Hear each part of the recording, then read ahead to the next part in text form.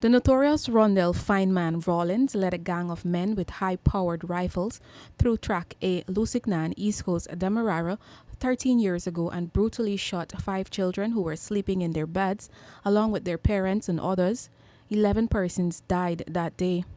Fineman, the most wanted criminal at that time, 1 month after the tragedy, murdered 12 persons at Bartica, Region 7.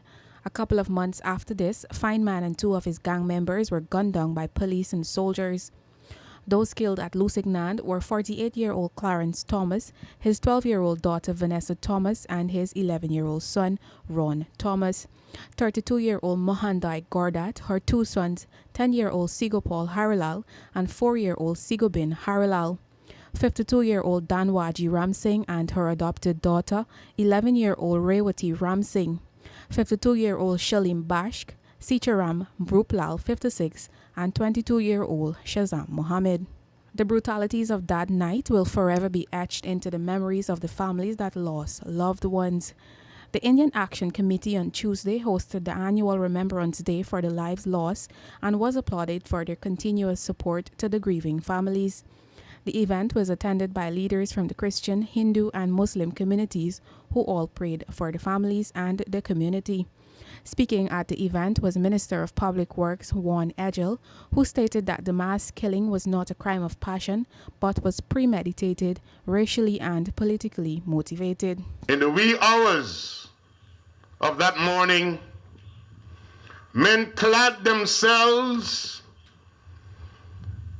with military-like fatigues and equipment and machine guns, and move from a destination through the fields into this grass field and premeditatedly killed men, women, and worst of all, children.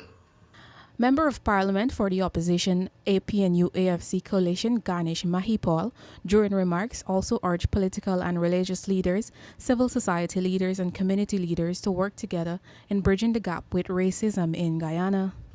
For too long, politicians like myself and even the ones that are sitting there have been sounding the call and say we're one people, one nation, one destiny.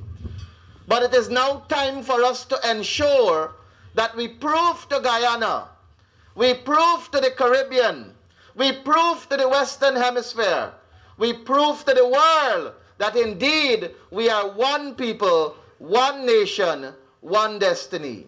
Meanwhile, Prime Minister Brigadier Retired Mark Phillips said that despite fear and frustration all these years, the community of Lusignan remains steadfast and has managed to grieve and keep the memory of those killed. As your Prime Minister, I salute the strength of you, the people of Lusignan. You, the people who will not give up. You, the people who daily display the determination of moving forward while honoring the lives of your loved one that were lost in the massacre. Speaking to those gathered, Attorney General and Minister of Legal Affairs Anil Nandlal stated that the massacre scarred the psyche of the nation permanently. He called for introspection and reflection to see whether, as a society, we have learned anything from the incident. The Attorney General stated that the country has failed miserably, as not a single person who perpetrated the acts nor the intellectual authors of the event have been convicted by the legal system for this tragedy. He warned that circumstances and the underlying factors which gave rise to the massacre still exist in society today. Reporting for the newsroom, I am Isanella Patwo.